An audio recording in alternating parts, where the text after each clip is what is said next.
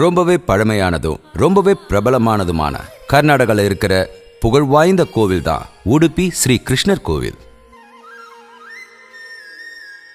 மொத்தமா பார்க்கும்போது ஒரு ஆசிரமம் மாதிரி தென்படுற இந்த கோவில் வளாகம் ஸ்ரீ கிருஷ்ணர் மடம்னு அழைக்கப்படுது. ரொம்ப பழமையான இந்த கோவில் சன்னதியால பிரபலமான உடுப்பி நகரத்துல தென்னிந்தியாவோட மதுரா நகரம்னு புகழ்ந்து சொல்லப்படுது.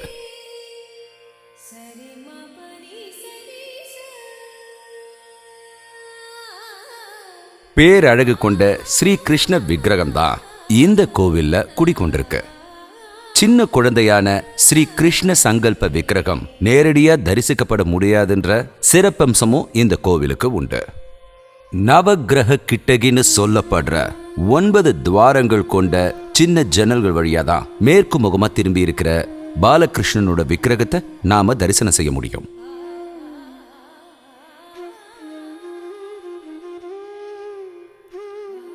பதிமூன்றாவது நூற்றாண்டுல பிரபலமான வைஷ்ணவ சன்னியாசியா இருந்த ஸ்ரீ மத்வாச்சாரியார் தான் இந்த கோவிலை உருவாக்குனதா சொல்லப்படுது.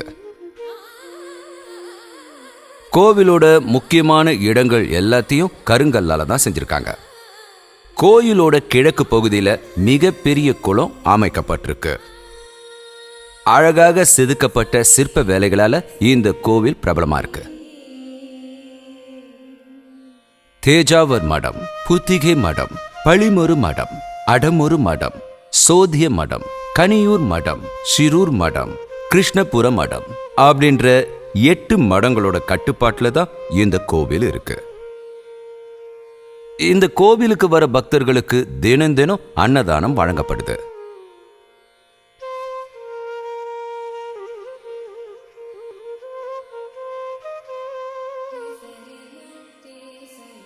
கோமாதாக்கள் வளர்க்கப்படுற ஒரு கோசாலையையும் இங்க பார்க்கலாம். 2 வருஷத்துக்கு ஒரு முறை கொண்டாடுற முக்கியமான கொண்டாட்டம்ன்றது ஒரு திருவிழா மாதிரி நடக்கும். இங்க இருக்கிற மற்றொரு கண்கொள்ளா காட்சி கோயிலுக்கு முன்னால இருக்கிற பிரம்ம ரதமும் ரதோற்சவம் தான்.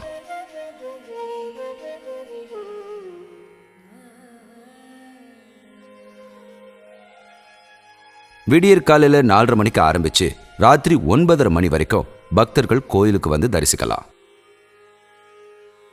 1000 வருஷம் பழமையான அனந்தேஸ்வரர் கோவில் ஸ்ரீ கிருஷ்ணரோட கோவிலுக்கு பக்கத்துல தான் அமைஞ்சிருக்கு. அனந்தேஸ்வரர் கோவிலுக்கு எதிரில் ரொம்ப பழமையான சந்திரமௌலீஸ்வரர் கோயில் அமைஞ்சிருக்கு. சிற்ப கலைகள் அமைஞ்ச இடம்தான் இந்த கோவில். உடுப்பி ரயில்வே ஸ்டேஷன்ல இருந்து 3 கிலோமீட்டர் தூரத்துல தான் இந்த கோவில் இருக்கு.